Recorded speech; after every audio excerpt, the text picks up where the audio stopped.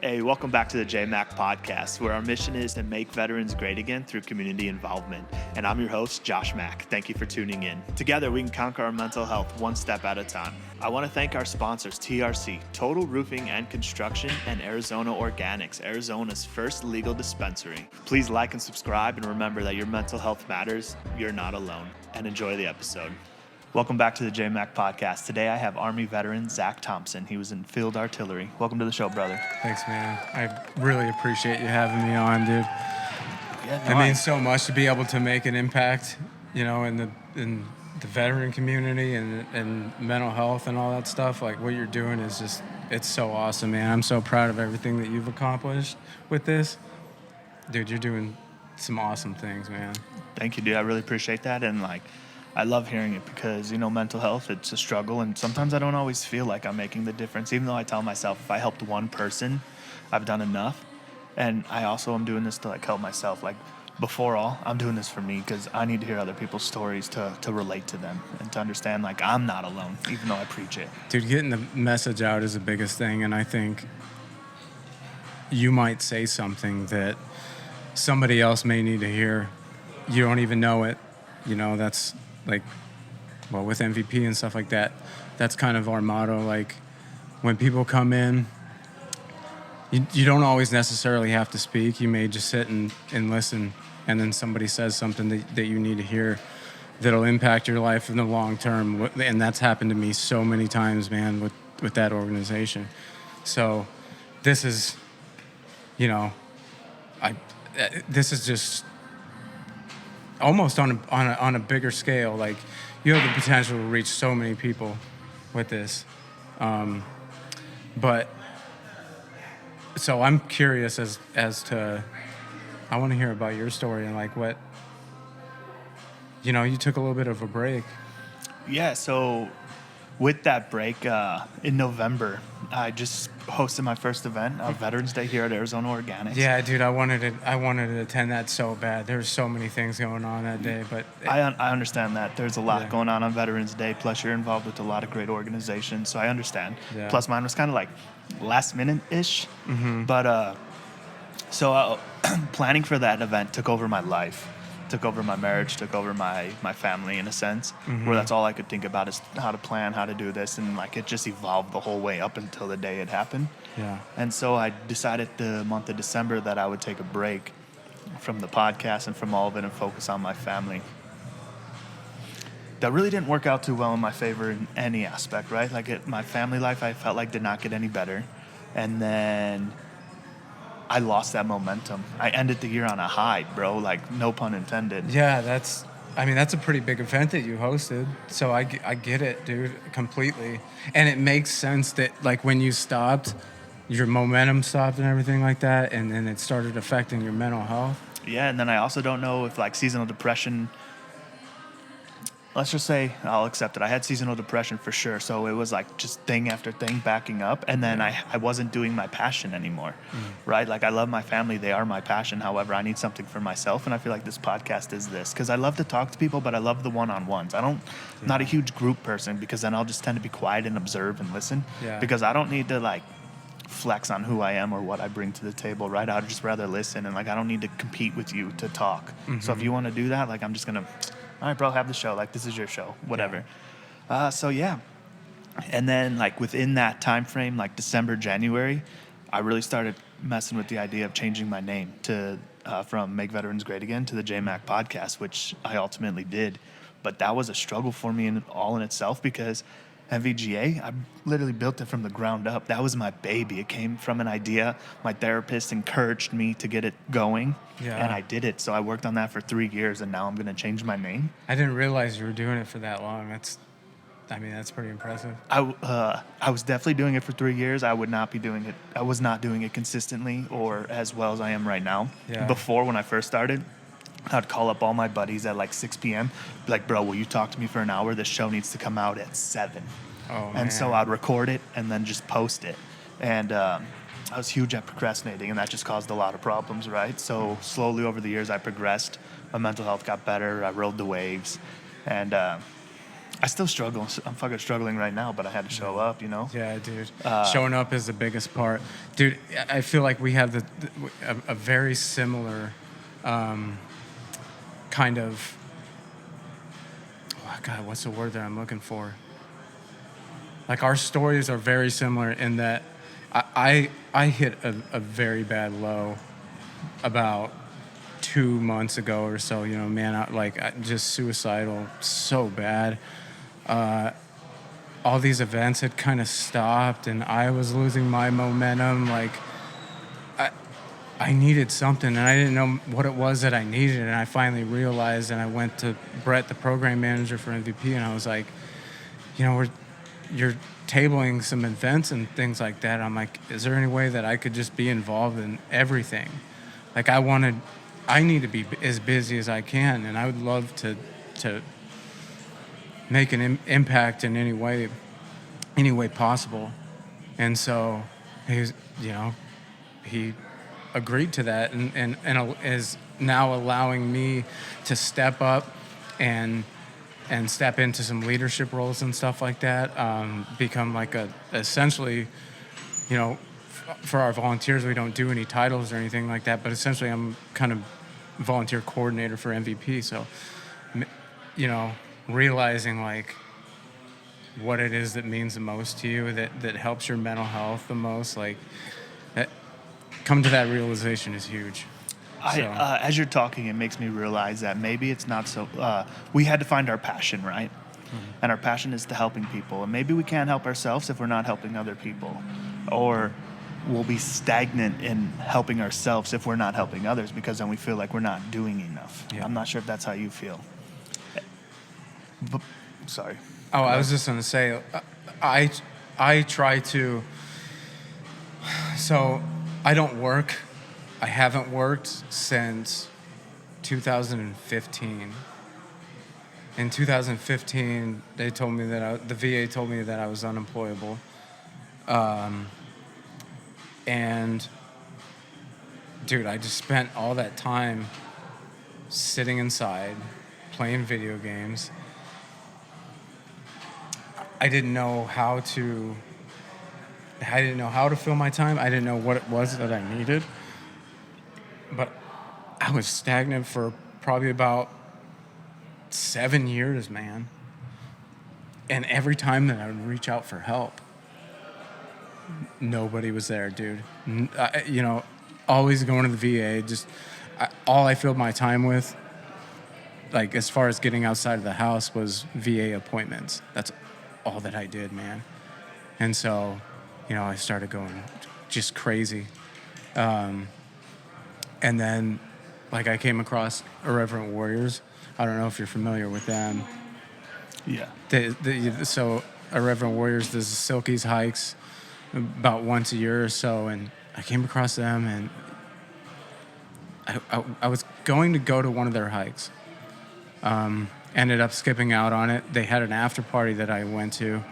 I decided I'd go to that, and when I went, I saw this awesome community of veterans that are so accepting.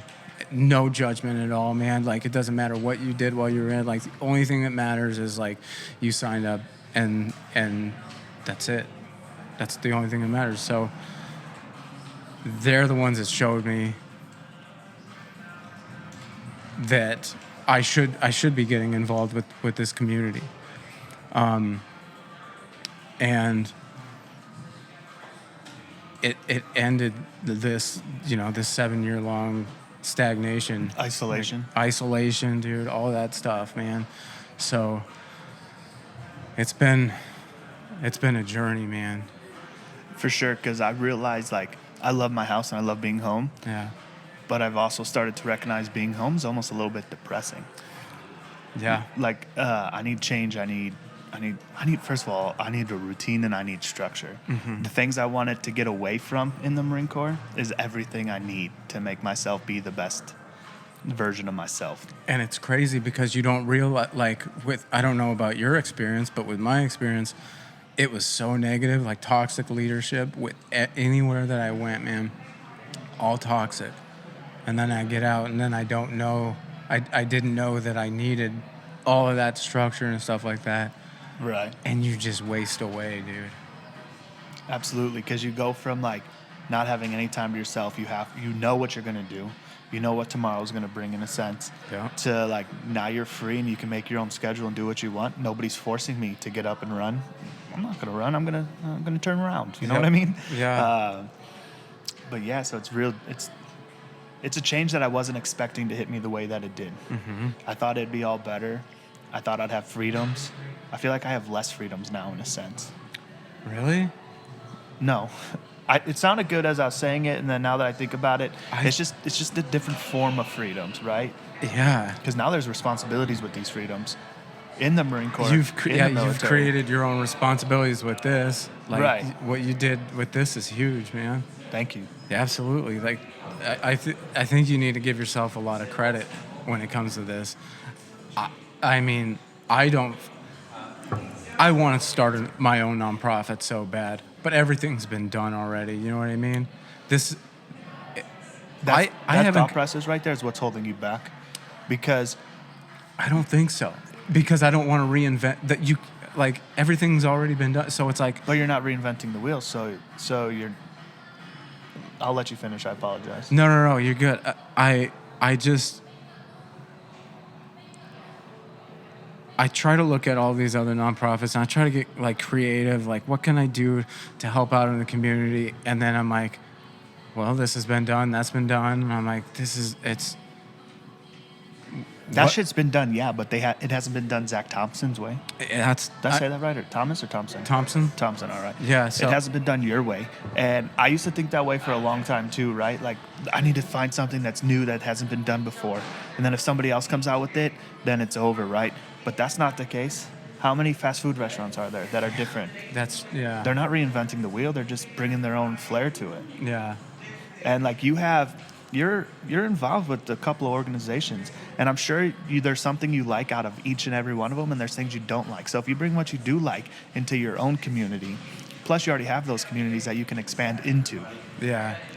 Yeah, that's a good way to look at it. I haven't considered it that way. But this is all so new to me. Like, I've only been doing this for a year. Right. When I met you back in February of last year.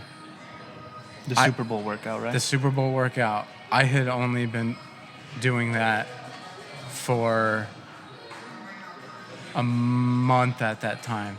Okay. I started everything January 4th of 2023. So it had only been a month of me doing that. And look at the impact you've already had. So it's new to me. I'm trying to take every opportunity that I can to learn and soak up everything that I can. I get nervous about it though, man. Right, but I have nerves today. Somebody asked me as I was setting up, they're like, "You having fun yet?" And I said, "I will when I'm done." Yeah. Because this is nervous. I still get nervous, but I get excited to talk to people. Like, I'm happy you're here, and I'm glad. I love doing this. Yeah. But like, there's emotions, energy, anxiousness, all that comes into doing this. Right. But once it's all over, I'm like, damn, dude, I could do this again. Let's get 10 more guests for tomorrow. Right. So my best advice that I've gotten and that I can give is to just start. You don't have to be perfect. Picture it like a ladder. I used to want to go from the first rung to the top rung, and that's a success. Everything in the middle is failure. That's not true at all. You have to take each step. I love every step, dude. Yeah. That's what I look at. Yeah. And I heard somebody else, I'm going to butcher how he explained this, but he explained it. He's like, in football, I thought the goal was to get a touchdown. It's not. It's to get a first down. You keep getting enough first downs, you're going to get that touchdown. I just started that's an awesome way to put it. I love that you said that, because last Thursday, dude, I was rear-ended, and I have very serious anger problems, man. Road rage is so bad. I tend to freak out on people, lose my shit, and after I got rear-ended, I I got out, looked at the damage. Immediately, I'm like, what's step number one? What I got to do here? Call the police. And then what's after that? And, dude, it prevented me from having a complete meltdown.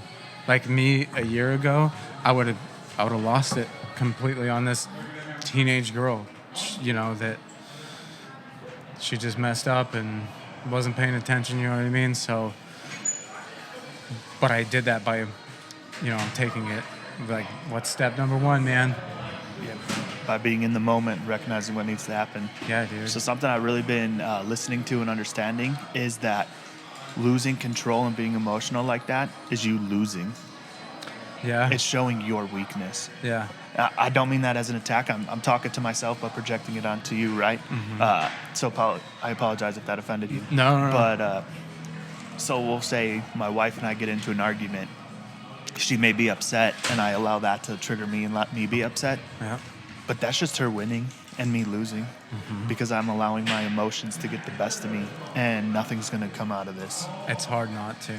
It is hard not to, but Not to react. everything worth it isn't easy. Yeah.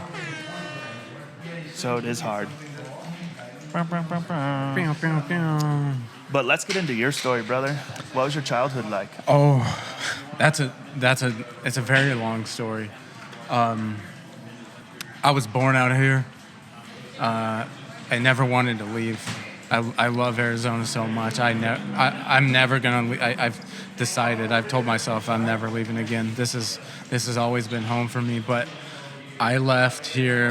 My mom and dad got a divorce when I was really little, and I left here when I was about third grade. Grew up in northwestern Nebraska. Joined the Army at 18. But my dad was a very abusive alcoholic. I mean, abusive in almost every way possible. He covered all the physical, emotional, mental abuse, right? And then he I think the most important thing is starting with the fact that I didn't want to leave Arizona. You know what I mean? I was kind of forced to. My dad, he committed insurance fraud.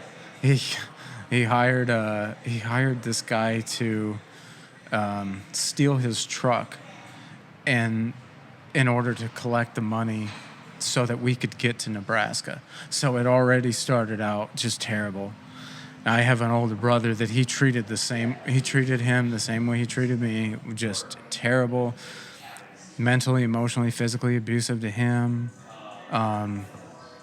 He kicked my brother out of the house when he was 15 years old because I was probably about 3 at the time, or no, I think I was 4 or 5 at the time.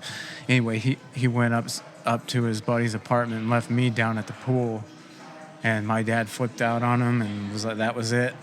He's my half brother, and kicked him out of the house, and so I wasn't able to have a relationship with him until I think I was probably 18 when we started talking regularly. And he lives out here too, so it's great. It's so great to have him around and finally be able to have a solid relationship with him. But yeah, so I left. My dad took me out of Arizona, and then I grew up in northwestern Nebraska, middle of nowhere, small town, about 1,800 people that live there. I hated it, dude. No friends. Like, I was an outcast the whole my whole life growing up. I was a goth kid, stuff like that, and in this like little hick town, it was either cowboys or the rich kids or whatever, and I was not that. So it was like me and I had probably 3 or 4 friends, maybe, like, regularly. But yeah, so 3rd grade we moved up there, and then he started dating this woman. I hated her immediately. I knew from the very beginning that she was an awful person. Just one of the worst people that I've ever met. Her and her whole family. And so she had 2 kids. She had a daughter and a son. And I remember exactly when it started happening. The first moment where I felt really, really uncomfortable with her son. Her son started raping me when I was 11. And it just didn't stop. He kept doing it, and it probably ended when I was 16 or 17. And my dad had no idea this was going on because I didn't open up about this until I was about 27, 28. So he had no idea this was going on. And, I'd go hang out with my best friend, who I'm still friends with today. He still lives in Nebraska, but I'd go hang out with my best friend. And every time I'd go, my dad would call me faggot, say that he was my fucking boyfriend. Just like the worst shit that you could say to a kid, you know what I mean? And so that was hard to deal with. He kicked me out of the house when I was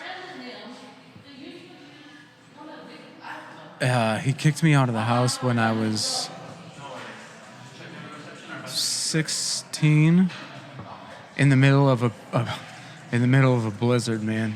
I had no shoes, no coat, and my friend was with me at the time. And he came home drunk from the bar one night. We got in a physical fight, and he told me to get out. I ended up living with my aunt and uncle for a semester, and then they kicked me out of the house because they thought, I was this goth kid. So they thought that they're very religious people, and they thought that I was, worshiping the devil and stuff like that. It was just, which wasn't even, even close to being true. I had went from being that goth kid to I played football for a year. I wrestled for a year, or for that semester at least. And then my uncle, who was a Vietnam vet, and he's medically retired and stuff like that. He's had all this time on his hands to nitpick at everything that I was doing, and then he didn't like it, so he kicked me out of the house. I went to live back with my dad, and I only lasted another semester with my dad, and then he kicked me out again, and I went to live with my brother for a semester. I was never good in school. I always waking up late. I some days I wouldn't even show up till fourth period because I just hated waking up. I hated school. I had a teacher that would pick on me too, and I used to read these true crime books all the time, and I'd come in reading a book or something like that, and he'd ask me if I was gonna shoot up the school or kill babies or something like. I mean, he just it wasn't just the students that were picking on me; it was the teachers and stuff. I had a few really good teachers there, but so yeah, because I wasn't going to school, or because I was so late all the time, truancy officer talked to my brother, and then my brother ended up kicking me out, and so I went to live back with my dad. But I signed up for the Army when I was living with my brother. The recruiters were, they were in the cafeteria, and it's something that I kind of always wanted to do. I wanted to serve in some way. Army it seemed to have the best option because they had an awesome sign-on bonus, dude. That I got a $27,000 sign-on bonus for going field artillery, and they're like, no other branch is going to give you this sign-on bonus. And I'm like, you're right. I'll do this. So yeah, sign up for the Army. Actually. I was supposed to have like a going away party right before I left for basic. And my dad invited some people over. He got hammered drunk, and then he ended up kicking me out of my own going away party. And then I was stayed with my girlfriend for a few weeks, and then off the basic. I went to basic at Fort Sill, Oklahoma. And then right after that, came home for the holidays because I got out. I got out of AIT in like November, December timeframe, and so I came home for the holidays. I got about a month or so, and then I got stationed in Korea. That was my first duty station. Before we jump into this, do you mind if I talk about your childhood a little bit? Yeah, absolutely. Well, first, I'm sorry that you had to go through that, and none of that's your fault or your responsibility. Yeah. Have you been? So you started to work through this. I'm sure it's still a long process for you.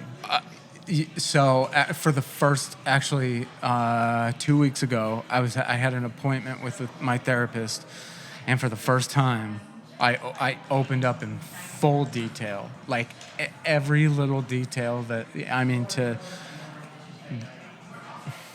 don't want to get too graphic about it, but yeah, I opened up in full detail to him for the very first time, and there's one person that I want to thank. Rich, his name is Rich Mulder. He owns the gym that we work out at MVP, Liberty Performance Training. He runs a nonprofit, and I'm part of his program, and we talk about once a week, and I don't know how it helped, but it helped somehow, in me being able to open up in full detail. But like I said, that was 2 weeks ago, man. So it's still fresh. How does have you noticed any changes in yourself? Did it feel good to finally open up and tell somebody everything that's been in your head? No, it didn't feel good at all. So I've been telling people this since I first started talking about it. And I felt fine about that. Anytime I say what happened, that I was raped, it doesn't bother me. But when I went into detail, that's where I started feeling disgusting. Like I felt all this shame and guilt and just all these negative emotions and everything like that. And I still feel that way. Like it's gonna be a while before I can finally let that go, and who knows how long that's gonna take. But yeah, 2 weeks ago. I'm proud of you. I appreciate that. For finally being able to open up and get that out, because that takes a lot of strength and a lot of bravery for you to open up. I appreciate that. You're weathering the storm now. Yeah. So, like I said, you just got to turn around and face your demons. You're facing it. And I remember the first time that I faced this demon, and I had a dream, bro. I was carrying my baby. We went into the bathroom, and like I just felt something coming. I turned around, and this thing just started chasing at me. But as soon as I turned and looked at it, it like disappeared. I felt uneasy for a while afterwards. I talked to my therapist about it, and she like applauded me, and she's like, you know what? That means like you faced your demons. Like they're now being afraid of you. And it still takes some work. I can't imagine what you're going through, but just know I'm always here for you. If you ever need to talk, whatever, feel free to reach out. I appreciate that. But you're taking a step. I believe you're taking a step in the right direction, and I think so. I'm very grateful for that for you. Yeah, I just have so many people that have my back, and I've never experienced this before, but it's I mean I do feel like I'm really putting the work in and stuff like that, because I mean all these people with all these organizations are always trying to help me, man, and it's like we just got to learn to accept that help. Yeah.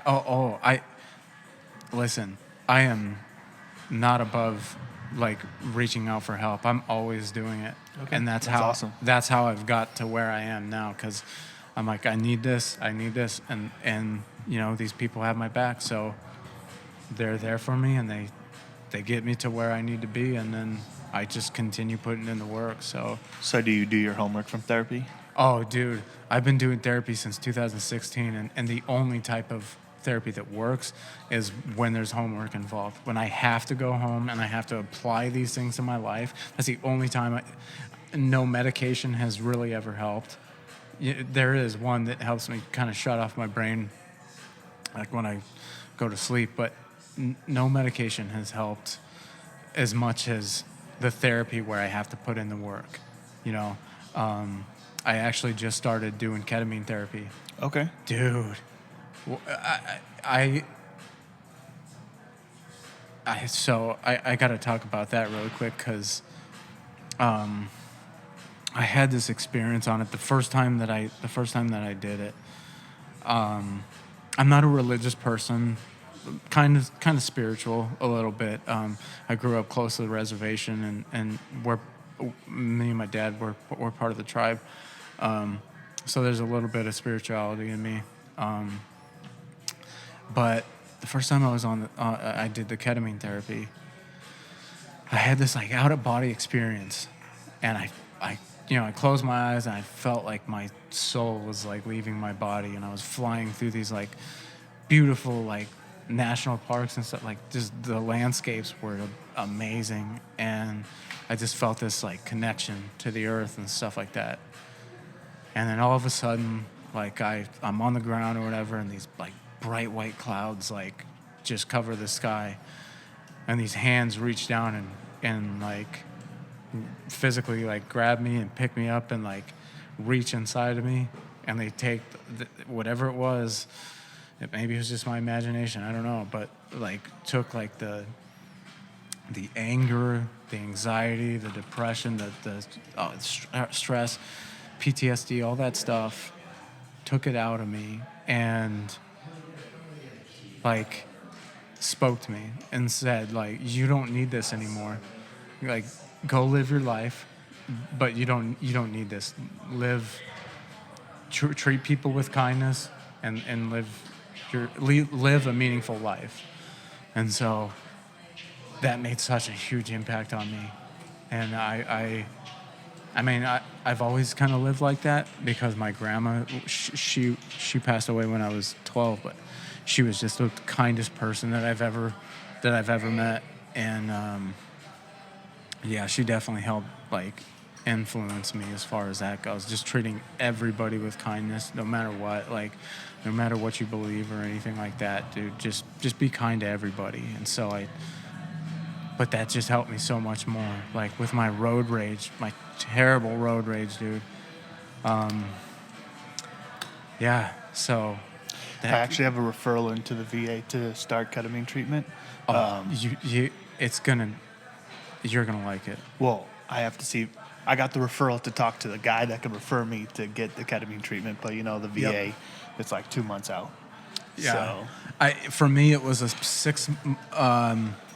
I did 6 hours of interviews to get the approval, but when I did Redemption Psychiatry, I think that's the only place that does it for the VA. Okay. But they're great because they have a therapist in there with you that talks with the traumatic events. She'll talk to you, kind of go through those emotions and everything like that, and those memories, and help you process it a lot better and find the root of the problem. So can you walk me through like what happened? So say you show up for your treatment.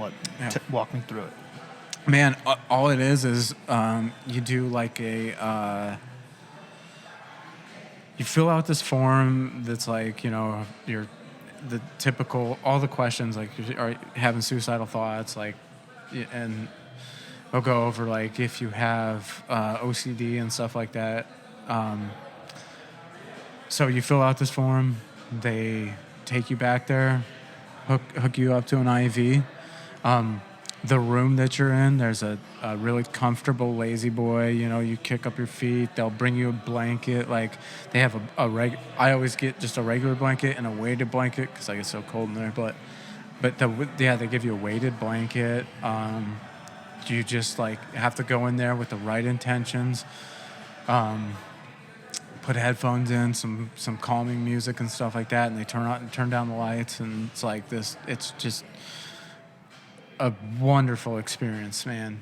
And I mean, I've like I said, there hasn't been a medication that's really worked for me, but ketamine, that's the only thing that I've ever really felt it with. And I've heard ketamine is safe if you're still taking your mental health medication. Yeah. The only ones that they don't want you to take are like your like your controlled substances and stuff like that. You have to be off of those for like, because I take Adderall for my ADHD, and I had to be off that for about 2 days because you can, I guess, alcohol, any controlled substance, because you can kind of go into a psychosis and you kind of lose it or whatever. That's a risk. Potential risk, but How do you like Adderall? How does it make you feel? I feel like a normal person. Okay. Yeah, because I was diagnosed like mild narcolepsy and just terrible ADHD, and so my Adderall puts me at a normal functioning, like I feel like a normal human being when I'm on it. When I'm not on it, I'm useless. I just sit around on the couch and video games all the time, and it's like I put off life. I don't clean everything that I need to do to take care of my life. I just neglect it completely. Yeah, I was taking Adderall for a while, but I didn't like the way it was making me feel, and I felt like I could not wake up in the morning until I took my Adderall. Yeah. And I didn't like that feeling. Yeah. Because I'd be driving to work like, dude, all right, how am I going to call off as soon as I get there? How am I going to get out of this? And then my Adderall kicks in, and I'm fucking flying around the shop, you know? Yeah. So I got off of it, and I got onto something called etoxamine, which is... I'll have to look into that. It is not...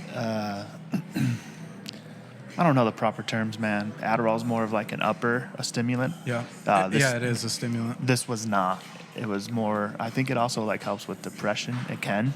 And I like that because I was still able to focus. My thoughts went from like 100 and something to like 10. Yeah. You know. But I have since been completely weaned off. I got the approval through my VA psychiatrist. And that's been a wild ride on its own, you know, because I weaned myself off, but I didn't increase working on myself. Mm-hmm. And like when I asked you about therapy, like, did you do the homework? I realized for the longest time, I never did the homework. Really? I thought that once or twice a month that I was going to therapy, or like when in the heat of it, like 4 times a month, would be enough. Mm-hmm. It's not, because you're there for what, like an hour? Yeah. It takes you a minute to adjust, get used to, and like start talking about what you actually want to talk about. Mm-hmm. And then you're finally talking, and then you don't do anything afterwards, and you're left with those emotions. Yeah. I had this question about ketamine. Is there like a after care?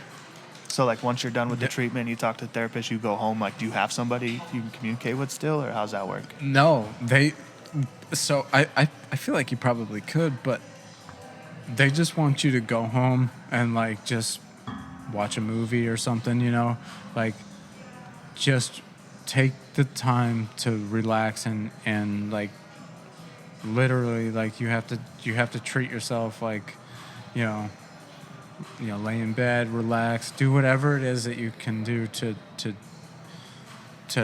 stay in that calm state,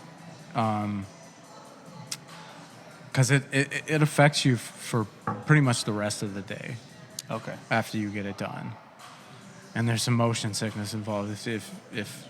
If you have a problem with motion sickness, which I didn't know that I did, but after I was like super nauseous, and they don't let you drive the same day. So I'm actually moving today. I'm moving out to Gilbert today, and I'm going to be closer because that's the location that the therapist is out in Gilbert. But I'll be about 4 blocks away from that now, and so I'll be able to do it every. They want me to do it twice a week. Okay. Which is like, God, that's a lot. But I mean, I have so much like childhood trauma that I have to work through.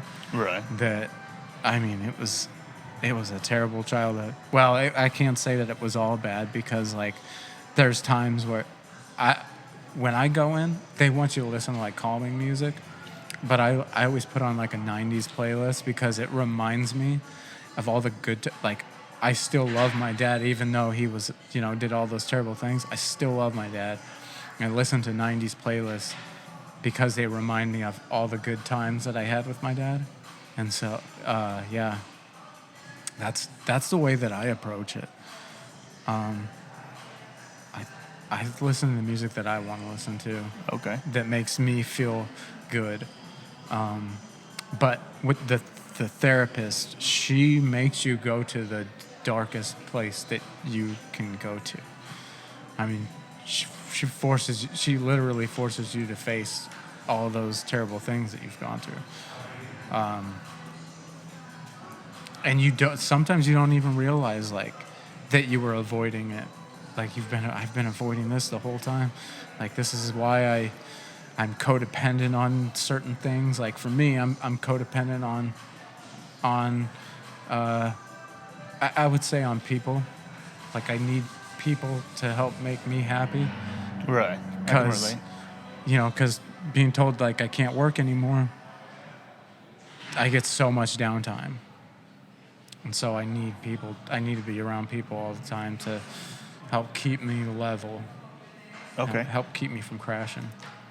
So you said earlier that you, for the first time 2 weeks ago, you opened up about everything in detail.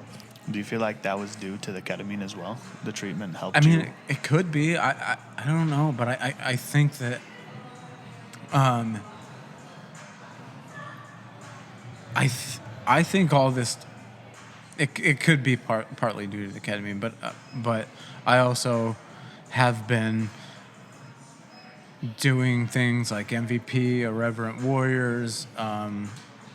I've been doing all these things and talking with people regularly. It's helped me be more mindful and more in the moment, and has kind of given me the ability to like sit and think about all these thoughts that I'm having and observing them and things like that. And I don't know, I always hate that kind of language that I'm kind of using right now because I think it's kind of, I don't know, tacky, I guess, or whatever, but it's like, it's true. I have had a lot of time to talk about them, and actually I think it's just helped me process it a lot more. And so I felt like the best way to get through it is just do it. Just open up about it and face it.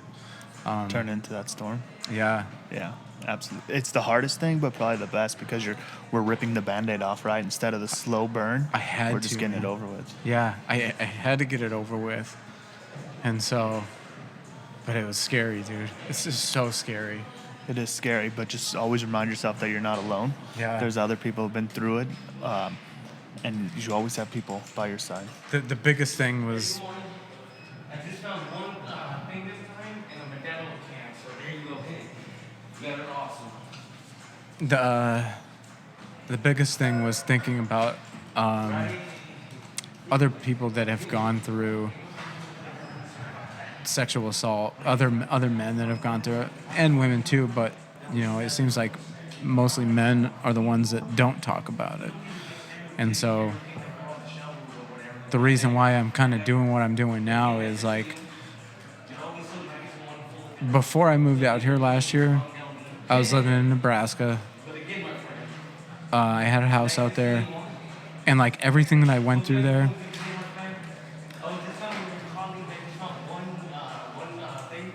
It's distracting being in the lobby for sure. yeah, That's one downfall about being here, but like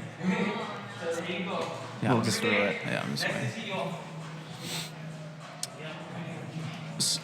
So I was living in Nebraska last year, and everything that I was going through at the VA, like always reaching out to people and never getting anywhere. Like I could never, like,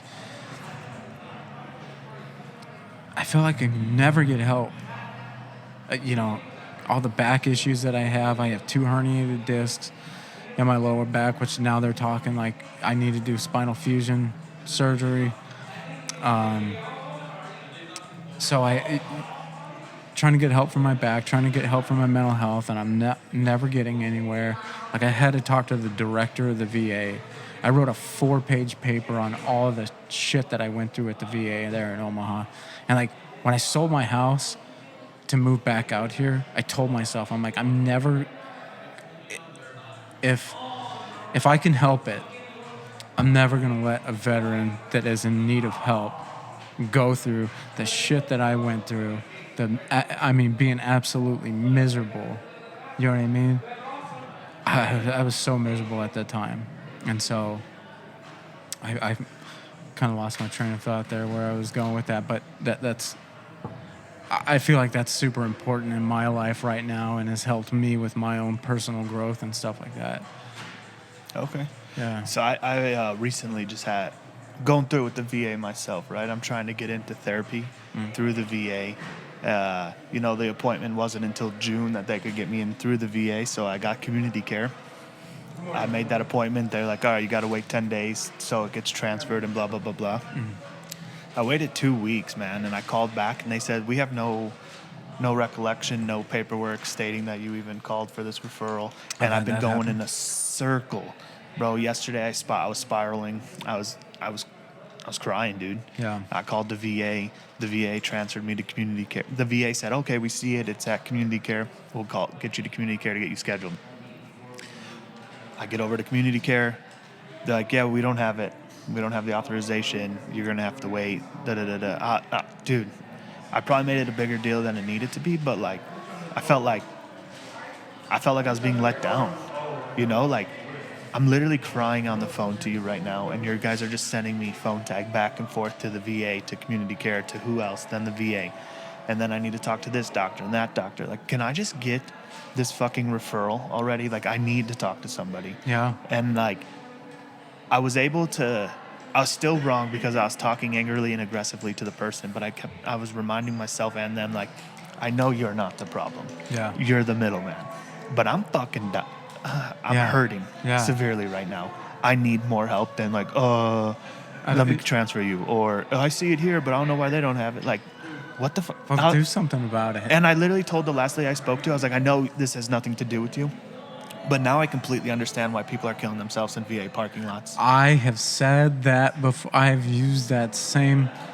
About a month ago, I said that same thing to the pain management people because I was in such bad back pain. Dude, I've said those words before too. Yeah, did it. So eventually, when I get there, that's going to be like one of the steps I want to conquer is like, how can we make this fucking better? Yeah. Right? Like, I get it. The VA's probably overwhelmed, underfunded, and everything. But like, this shit has to change. This is not okay. I have one question before I want to get into your Army life. Yeah. How is your relationship with your dad today? And have you guys addressed the past together? I haven't spoken to my dad in 10 years. Okay. I made a Facebook post, and I know Facebook's not the place to air your shit, but people need to know about this monster that did what he did to me. People need to know about him. And so I made a Facebook post about it a few years ago. And then maybe about 6 months ago or so, I had made a post about one night at MVP was just such an emotional night. Like, I got a lot off my chest that night, and it was just such a positive experience.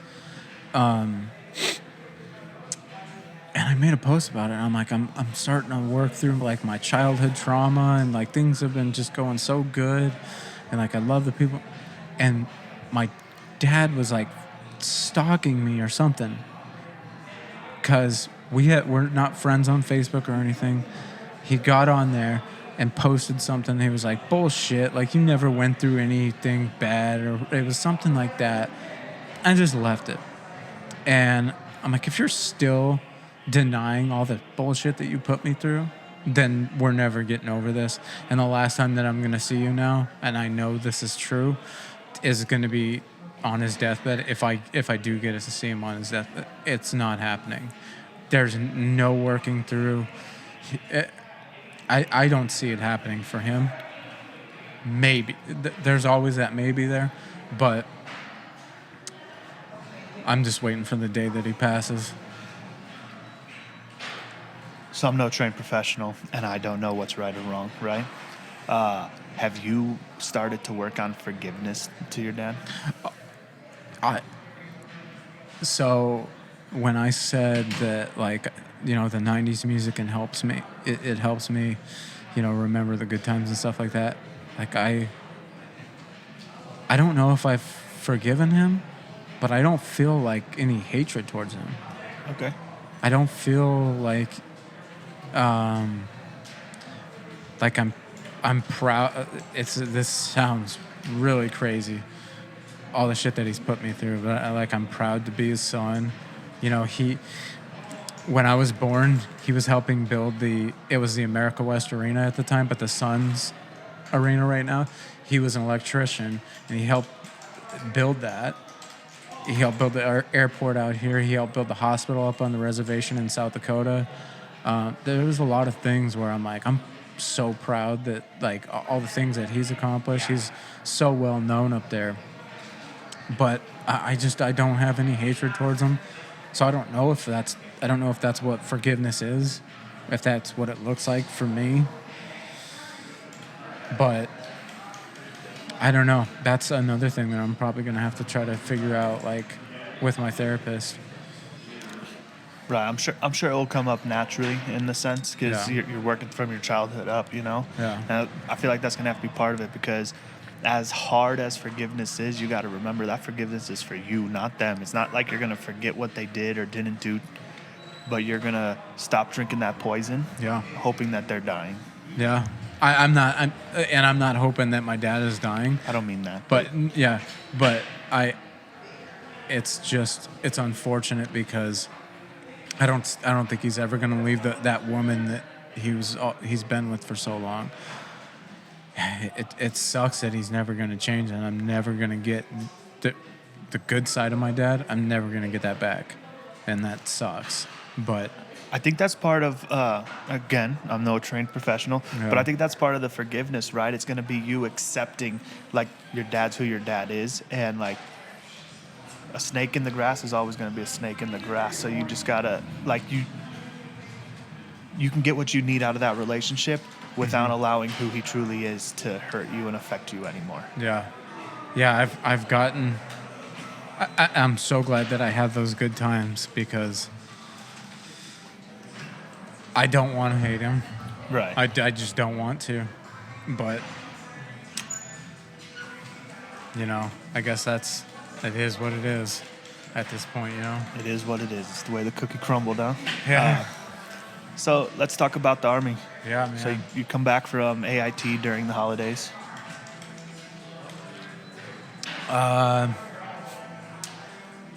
So it's funny because my dad's first duty station was Korea. He was about 30 minutes away from where I was. I was very close to the border at Camp Casey. I think it's about a 10-minute drive from Camp Casey to the DMZ. And people think that Korea is this, like, and it is. It's a place where you can go and just party and get crazy. Like, you can bring your family there if you want to bring your family and get command sponsored. Do things like that. You have pretty much free roam to go wherever you want in the country. But I came home on leave. And the girl I was dating at the time, we got married. We'd known each other for a while, and we're dating for a while, and so I came home and we got married, and not long after that, I had purchased a plane ticket for her to come over. And right when she was about ready to come over, I was about ready to get her the plane ticket. North Korea had bombed this island off the west coast of. It was a South Korean island. It was off the west coast. It was about like 80 miles away or something like that. Anyway, they shot over 200 artillery rounds at this island. And I was telling my wife at the time, I was like, yeah, they're not letting anybody come over here. Like we're on lockdown until further notice. And lockdown ended up being 3 months of just, no going off post, no drinking. Like you had to, pretty much like you go to work and then you go back to the barracks. And that's like, always in uniform and stuff like that. So that happened. And my wife was like, I don't want to come over there. If that's going on right now, I don't feel safe coming over there. And then that was the last time I heard from her. I had later found out that she had moved out of the state and was seeing this guy and got pregnant by this guy and stuff like that. And then that sucked. That was, I was young at the time. I'm 19, 20.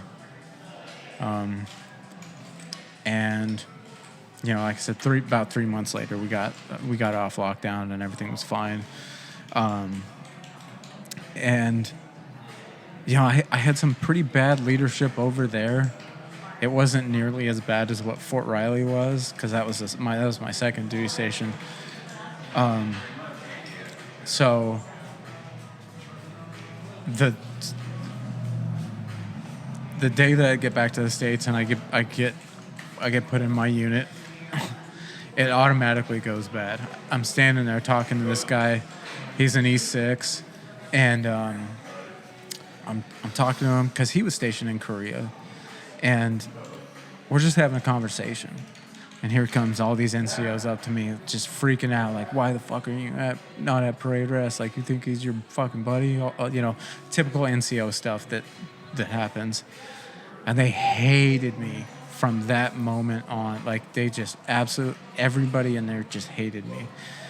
And so, like, Fort Riley was just terrible from the second that I got there. I did have, us lower enlisted guys. There were a group of us that were pretty close friends, and I still keep in contact with one of them who lives in Vegas right now. And he's a great friend of mine. But when I got back, I was going through the divorce. Since my wife had left or whatever, I was going through that divorce, and I had gotten in this fight with this dude, and my unit's getting ready to go to Iraq. This was 2011. They were getting ready to go to Iraq. I was in from 2009 to 2013.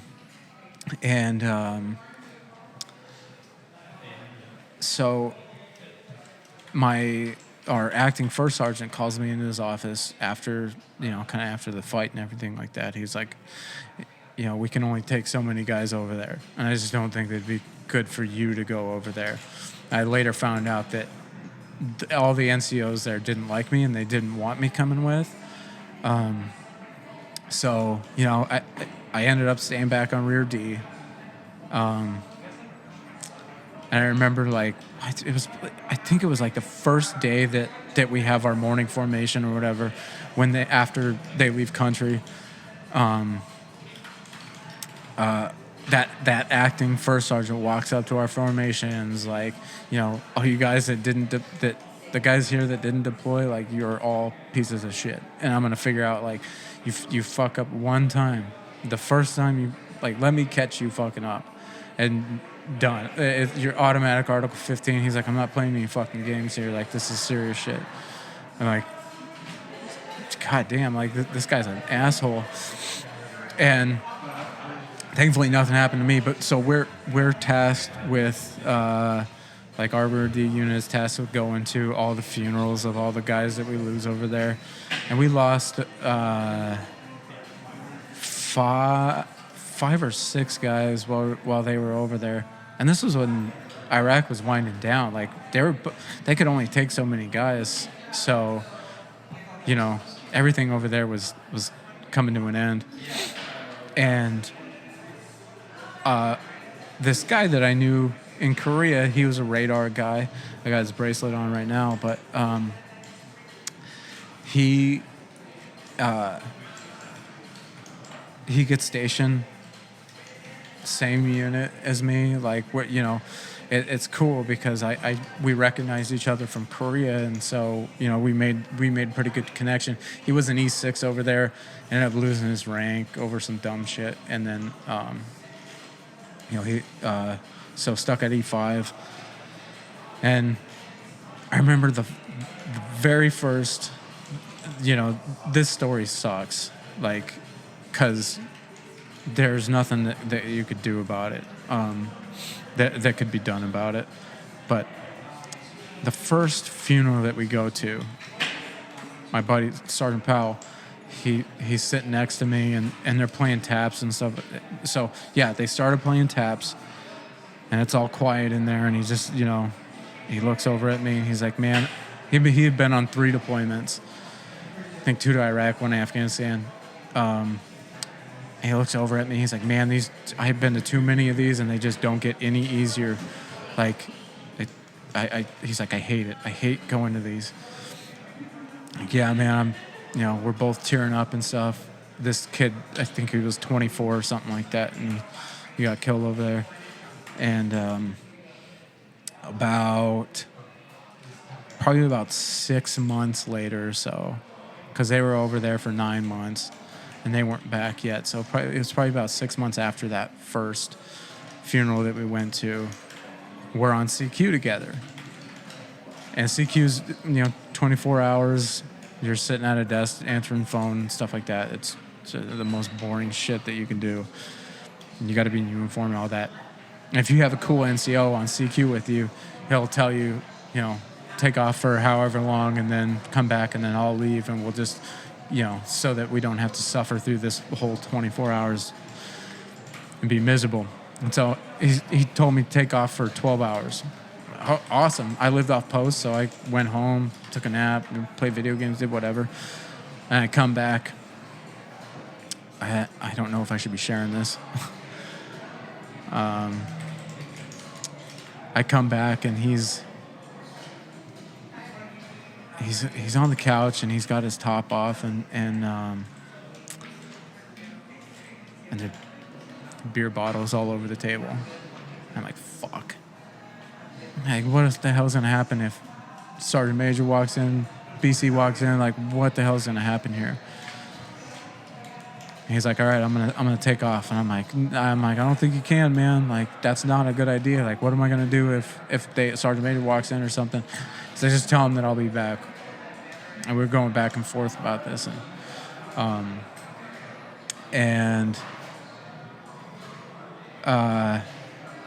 so he leaves, and, you know, it's 8:00 the next morning, and I get relieved, and I come back to work on a Monday, and my buddy walks up to me.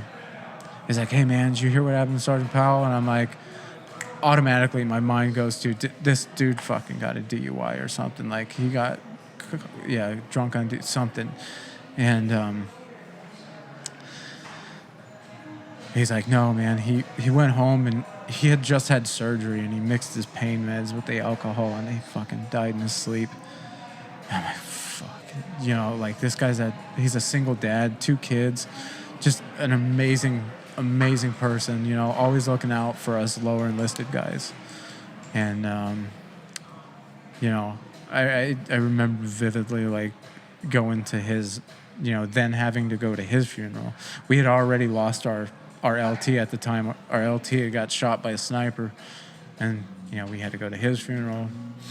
And so now I'm going to Sergeant Powell's funeral, and just, you know, absolutely crushed by remembering the words that he said to me. Like, remember him sitting next to me telling me how they don't get any easier. I'm like, you motherfucker. Like, why the hell did you do that? There was nothing that I could have done, man. And I was thinking, like, I think this is probably, I think it's been long enough because that was 2012 so it's been 12 years. God damn, it's been 12 years since that happened. So, you know, who is it?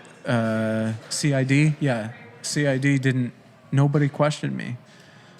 I was the last person to serve with him. And not a single person questioned me. And, like, I find that very odd. Like, don't they want to know something? Well, they want to know what happened.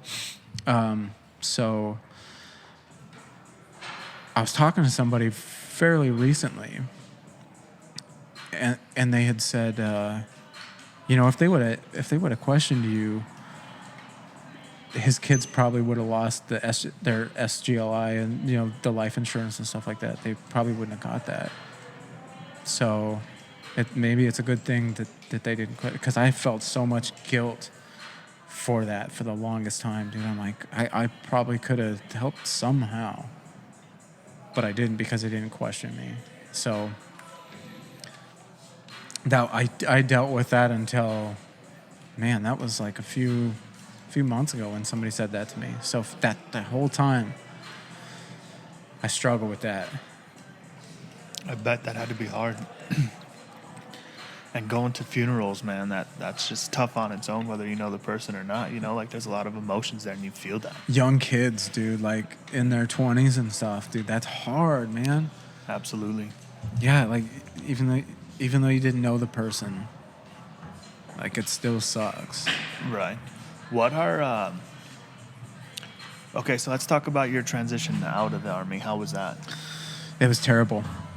I you know, because of the bad leadership that I had, like my NCOs not liking me, my last platoon sergeant that I had, like, he wanted to kick me out because I didn't want to go to any schools or get promoted or anything like that. So he wanted to kick me out. And I was just like, I don't want anything to do with vets. Like, I hate veterans. I hate people in the military. Like, I was so bitter that, like, if I saw, this is bad, if I saw an American flag on your vehicle, I thought you were just a scumbag piece of shit, motherfucker. Like, I don't want anything to do with you. And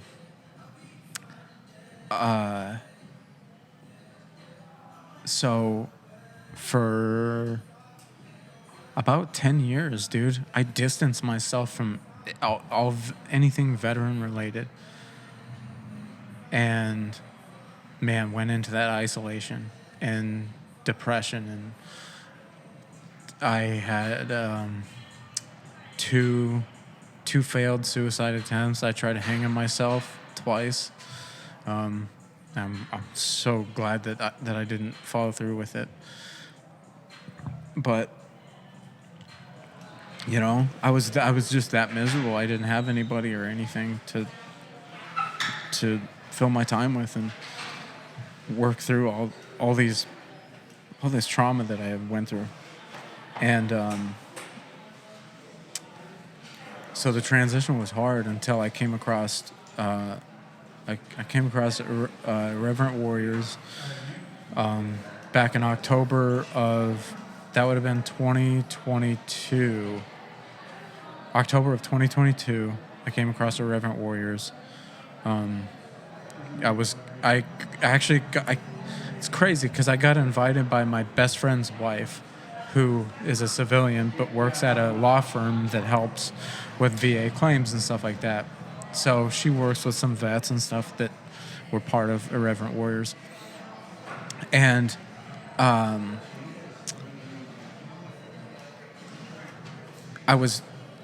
had told them that I was going to do the hike, because I do a hike once a year.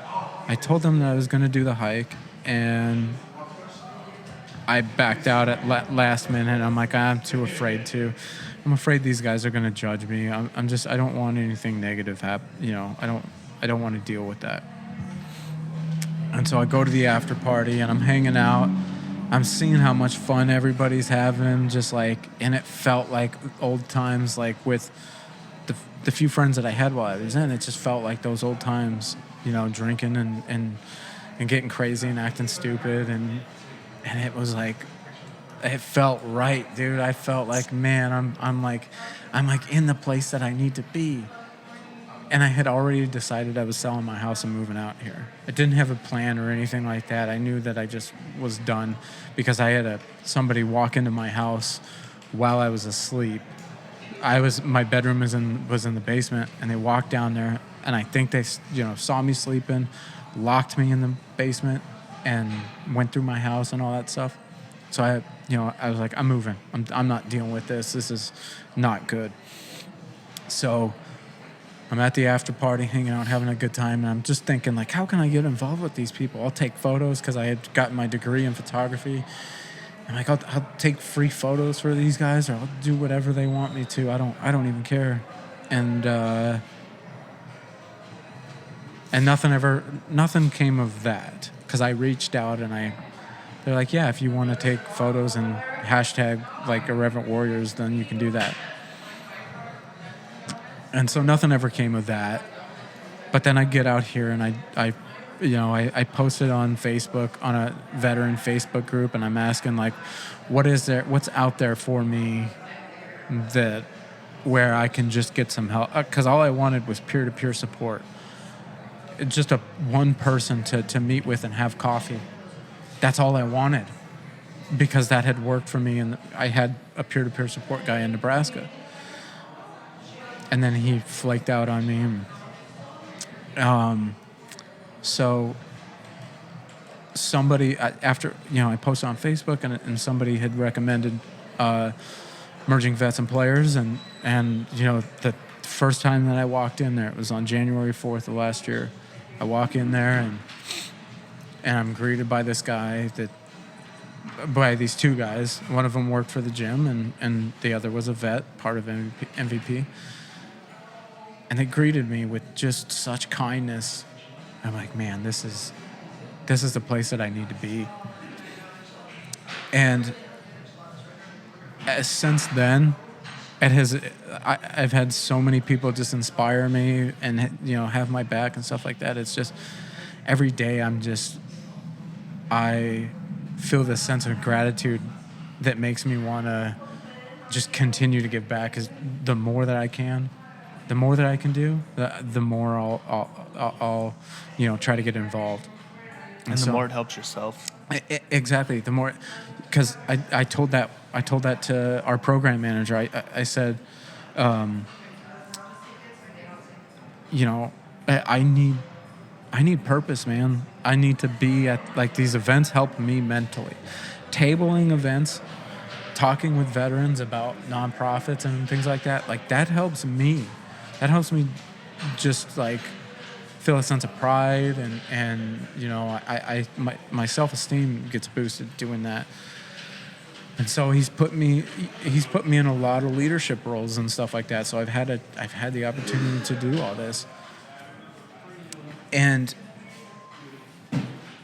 how was that? It's funny. I was at an event for a guy that had, I think he was an Air Force vet that had committed suicide, and we were having a packing party for him in his honor. And the lady that started the Phoenix chapter for Irreverent Warriors came up to me, and she was like, hey, I see you. I spoke at an MVP event. I told a little part of my story at an MVP event. And she comes up to me and she's like, we'd like you to be on the leadership team for Irreverent Warriors. I'm like, dude, this is crazy. The thing that got me started, now I'm being asked to be on the leadership team. I'm like, absolutely, 1,000%. And then they asked me to give the pre-hike speech, which was on October 28th. And the 29th would have been the 1-year anniversary from the hike that I went to in Nebraska. I love you guys have your pictures in your emails. And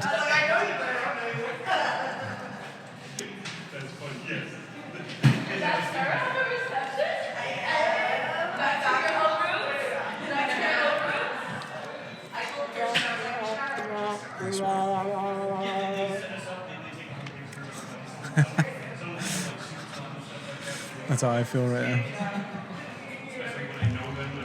What are some unhealthy habits that you took away from the military? Oh man, that's a great question. Oh, dude, I don't know. Like, what are some that you have? I almost want to say it was drinking, but I also was drinking before the military. But I just became a professional alcoholic once I signed that contract. Yeah. I think it would be that anger solved everything. Anger and aggression. You come out there with the knife hand, Yeah. and you just get your way one way or another, right? I see. I learned the anger from the childhood trauma with my dad and stuff like that, dude. That one was. That's where I got all my. I don't know that I probably didn't. There's something that I probably took away, but I don't know what that is. Like, that's hard to figure. Man, that's a great question. Right. I don't even know how to answer that. Yeah. And it's also, I would say, hearing what you've told me so far, that one of it is that we've let the bad apples take over our opinion over the mass people, right? Yeah. Because you've met more good people than you've had bad leaders, but those bad leaders made you think that every veteran was scum. Literally, I thought every single veteran was a dirtbag. Like, yeah, I would say that that's true. Yeah. That it gave me this perception that all these people were bad people, or that they thought something bad of me. Because I'm kind of running into that problem now, being in this like volunteer coordinator position. Like I feel like I feel like I'm not good enough. Like I feel like I'm not doing the right thing.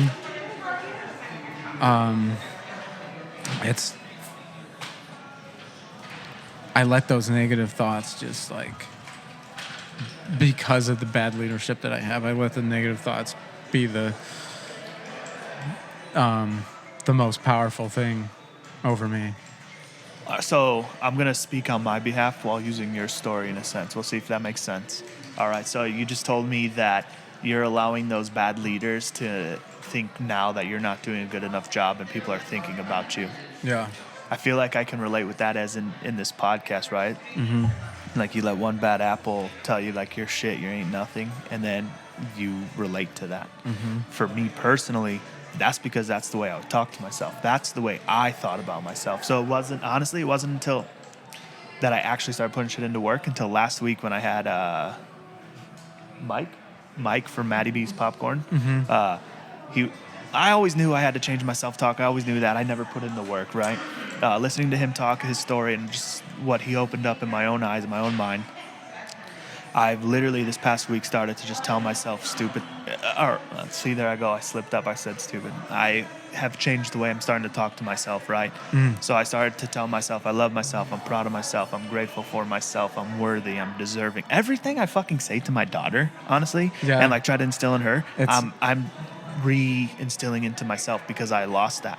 So it's because I internally and self-consciously thought or allowed myself to talk so negatively about myself that it's made me feel like, oh, this podcast ain't shit, like I ain't doing a good job, XYZ.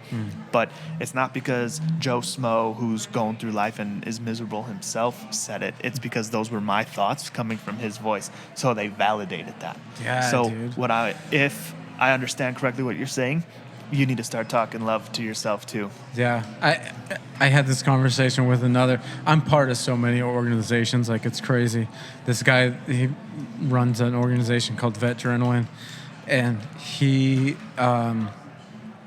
had a meeting at Black Rifle one day, and you know, I started saying some negative stuff about myself, and he was like, hey, like stop that, say this instead of, and then when I would say it, or when I would, I kept slipping up, and he caught me every time. He was like, no, you know, it feels fake at first. He's like, re-say that, and he would make me re-say certain things, and it's so hard, dude.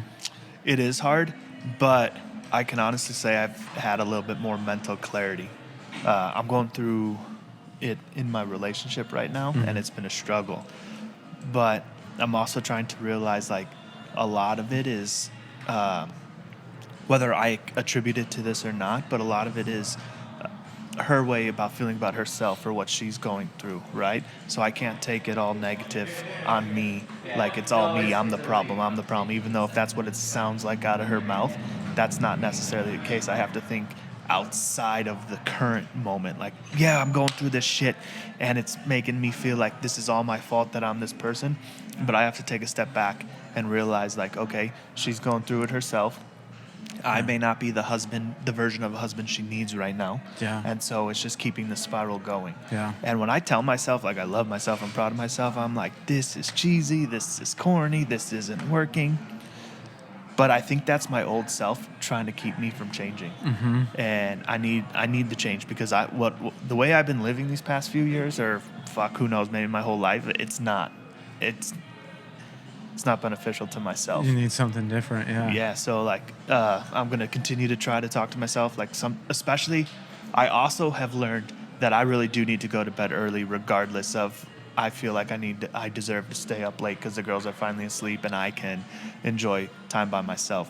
Mm-hmm. When I get tired, I call it the devil, the demons. They sneak in. Mm-hmm. They take over my brain, my mind, my everything.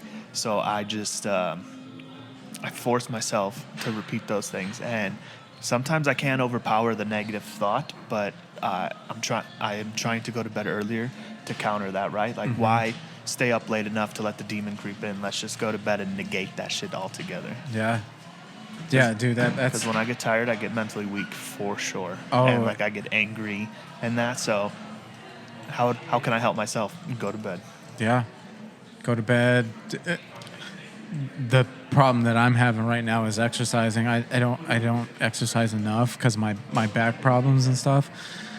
And I know that would benefit me, but it hurts so bad, and I neglect it almost every day. Like, Change the way you exercise.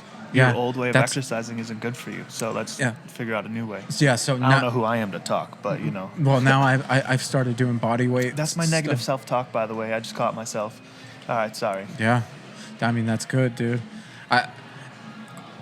I had to do that though. I had to switch up my workout routine to doing body weight stuff rather than like, well, who am I trying to prove?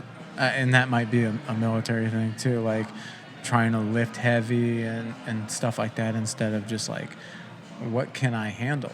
Right. Like, so what's my threshold? I want to say I heard this from Bert Kreischer off of the Sober October and Joe Rogan. Mm-hmm. Are you aware of that? Yeah. All right. So it was like last year or 2 years ago, but I forget who Bert was talking to that told him this, but he's like, you got to remember, you can't go start back in the gym and do what you used to at your prime. Because how many years of dedication and hard work did you have to put in to be able to get back to where you were? I know. So you have to be able to accept starting low and working your way back up. Or else two things are going to happen. You're going to get hurt and never go back, or you're going to get upset and never go back. Mm-hmm. So just accept where we are now in life, and like that saying, it can either be day one or one day. Your choice. Man, that's so true. You know, when you were talking earlier about the negative self-talk and stuff like that, one thing that I wanted to throw in there was the way that I'm trying to act now is I try to think of my younger self, and I'm trying to think of like, who is the person that I needed, you know, when I was a little kid, and so I try to be the person that I needed, and I try to be the person that I need too. Like, I think of the ideal person, like my grandmother, who was just the sweetest person. You know, I try to think of her and how she acted and stuff like that, and I try to emulate that in some way. It's hard because there's so many people that really piss you off and stuff like that, and get you worked up and right. But then I feel that other people get me pissed off, and I used to feel like, all right, you deserve the wrath I'm about to give you, right? Yeah. But then I feel good because I won, and then 2 minutes later, after I get to think about it, I was like, damn, I was an asshole. I didn't need to stoop to their level. Yeah. So, but I've also learned that all of our traumas and triggers is starting to relate, is taking you back to your childhood traumas and who you needed or didn't have at that time. Yeah. So I think that's a great way to look at it, and like try to become who your childhood self needed. Yeah. Because that's how your reactions are coming from your childhood you. Mm-hmm. So I feel like I could talk to you for hours, but we'll have to schedule another interview for sure, because I love talking to you, and I really appreciate you opening up your story, and maybe you'll be done with your ketamine treatment, and I'll be able to start mine, and we'll be able to compare stories about that. That would be fantastic, man. Yeah, this is always great. I know it all. Like, I feel like it probably does the same for you that it does for me. The conversation, the engagement, and everything like that gets your brain going. It's all these positive things come from these conversations, and I feel like this is a good thing for you. That not only for the people that listen to this too. It's great for them, but it's also It very helps me be healing. present and learn from what I'm feeling or thinking, right? Because Yeah. I live in my head, and that is such a bad place to be. It is. Because I can justify everything in my head if I really wanted to, right? Mm-hmm. So it's helping me be present. I'm hearing your story. I'm taking nuggets away from you, whether it's good or bad, like what I want to implement in my life, what I don't want to, what I need to cut out, what I need to add, Yeah. whatever the case may be. But most importantly, it's letting me be present and not just spewing in my... That's what sucks about being at home, right? Because at home, it's like a routine of what you do. You're either going to go play video games. I'm going to watch the kids play, or whatever the case may be. So then I just start getting lazy and laxative, and that's when my mental strength starts slipping, and I start thinking, and like one stupid little fight with my wife seems like the biggest ordeal, and it's the end of the world. It's not. Yeah. It's just a disagreement. We need to figure it out. Yeah. But before I let you go, do you have any saved rounds, anything you want to speak on before we wrap this episode up? Man, I think I covered everything that I want to. I just, I appreciate you having me on, and hopefully this, I really hope this just hits the right person that needs to hear anything that I've said today. Like, that's all I ever want. And if there's a person that I can help out, I hope that person is strong enough or in the right place to where they can reach out to me. How can they find you? I mean, on Facebook, Instagram, just search Zack Thompson. Instagram, Zack Thompson 1086. But yeah, I hope that people can reach out to me. I just helped out a veteran a few weeks ago, and now he's in a better place. You know what I mean? I helped him get his claim started and things like that, getting set up with be connected and so that he can start getting resources. Like I know a lot of resources to help veterans. So if people can get in touch with me, then I would encourage them to do that, because I mean, that's how I got to where I am right now. I reached out for help, and so now I'm here, and I'm doing fantastic. You know what I mean? Even though I got in a wreck and stuff like that, I'm so blessed to have the people that I have around me, and just beyond grateful. I don't have the words to express how grateful I am for everybody that's in my life. So, yeah, man, that's it. That's all I really have. All right, brother. I'm glad you're here, and I'm grateful for you sharing your story. I'm grateful for you, man. Thank you, man. Have a good one. Appreciate you.